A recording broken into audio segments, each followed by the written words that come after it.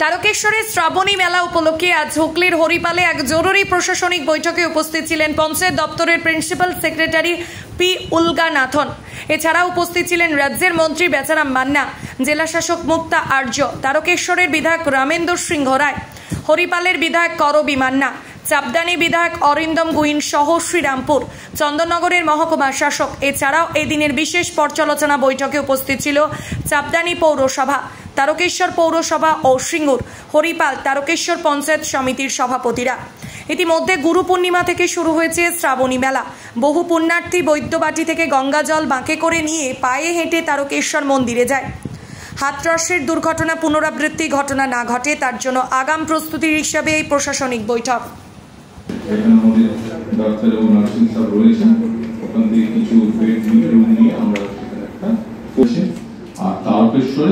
আমাদের স্টেট থেকে প্রোভাইড করা সেখানে একটা এরিয়াস অ্যাম্বুলেন্স আমরা রেখেছি। এছাড়া শ্রাবণী মেলার দ্বিতীয় সপ্তাহের জন্য আজকে প্রস্তুতি মিটিং আমরা যে করলাম।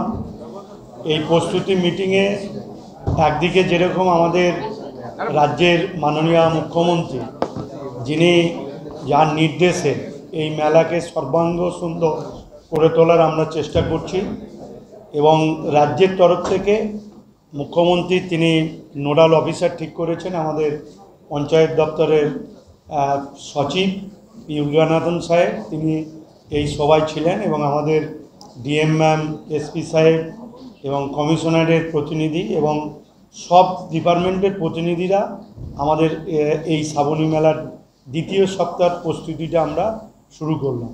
এবং আজকের মিটিংয়ে অনেকগুলো আমরা আগেই বলেছি, এবারে কিছু নতুন নতুন ব্যবস্থা থাকবে।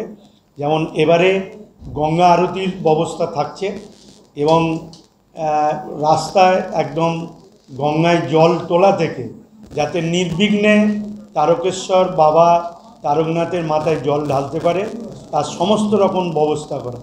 অ্যাম্বুলেন্স সংখ্যা আমরা আরও বাড়ানো হয়েছে 20টার মধ্যে, এবং প্রতিটি স্বেচ্ছাসেবী সংস্থাকে অ্যাম্বুলেন্স রাখতে বলা হয়েছে।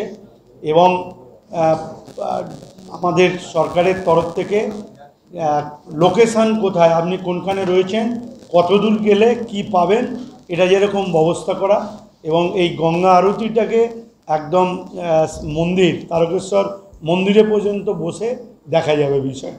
আর আরেকটি বিষয় যেটা এবারে যে আমরা বাসের আয়োজন করেছি, 50টা বাস পরিবহন দপ্তর থেকে, তারকেশ্বর থেকে, সেখান থেকে সার্ভে, ধর্মতলা, আমাদের সাঁতরাগাছি, বালিহল স্টেশন এবং বর্ধমান, যাতে দ্রুত মানুষ বাড়ি পৌঁছাতে পারে। এবং আমরা রেলকে অনুরোধ করেছি, গতবারে তারা কিছু ট্রেন বাড়িয়েছিল, এবারে যাতে আরও বেশি ট্রেন বাড়ায় সেজন্য রেলকেও আমরা আবেদন করা হয়েছে। এবং আসার পথে আমরা 500 টয়লেট ব্যবস্থা করছি, এবং পানীয় জলের ব্যবস্থা থাকছে, ব্লিচিং, এবং মিশন নির্মল বাংলার আওতায় পুরো তারকেশ্বর রোডটা, বৈদ্যবাটি থেকে তারকেশ্বর রোড এবং বৈদ্যবাটি পৌরসভা, তারকেশ্বর পৌরসভা একদম সম্পূর্ণটাই পরিষ্কার পরিচ্ছন্নতার মধ্যে থাকবে। এবং যাতায়াতের পথে 2টি পৌরসভা, একদিকে বৈদ্যবাটি, একদিকে তারকেশ্বর, মাঝে 13টি গ্রাম পঞ্চায়েত আছে। সেই গ্রাম পঞ্চায়েতের প্রধানরা তারাও যেরকম অগ্রণী ভূমিকা নিয়েছেন, এবং তার সাথে সাথে পঞ্চায়েত সমিতি বিডিও সাহেবরা তারাও অগ্রণী ভূমিকা নিচ্ছে। আমার স্থির বিশ্বাস অতীতে সমস্ত মেলাকে এই আমাদের যে প্রস্তুতি তাতে ছাপিয়ে যাবে, এবং আমরা চাই যে এই মেলার সুনাম দিকে দিকে ছড়িয়ে পড়ুন, এবং মেলায় যারা আসবেন তারা নির্বিঘ্নে তাদের পূর্ণ করে বাড়ি ফেরুন। এই বাড়ি পাঠিয়ে দেওয়াটাই হচ্ছে আমাদের মূল কর্তব্য। এই বছর নতুন আকর্ষণ থাকছে বৈদ্যবাটি নিমাই তীর্থ ঘাটে গঙ্গা আরতি ও তারকেশ্বর শিব মন্দিরের পুজো আরতি সরাসরি দেখানো হবে। মুখ্যমন্ত্রীর নির্দেশে গঙ্গা সাগরের মতন জনপ্রিয় মেলা হতে চলেছে এই বছর শ্রাবণী মেলা।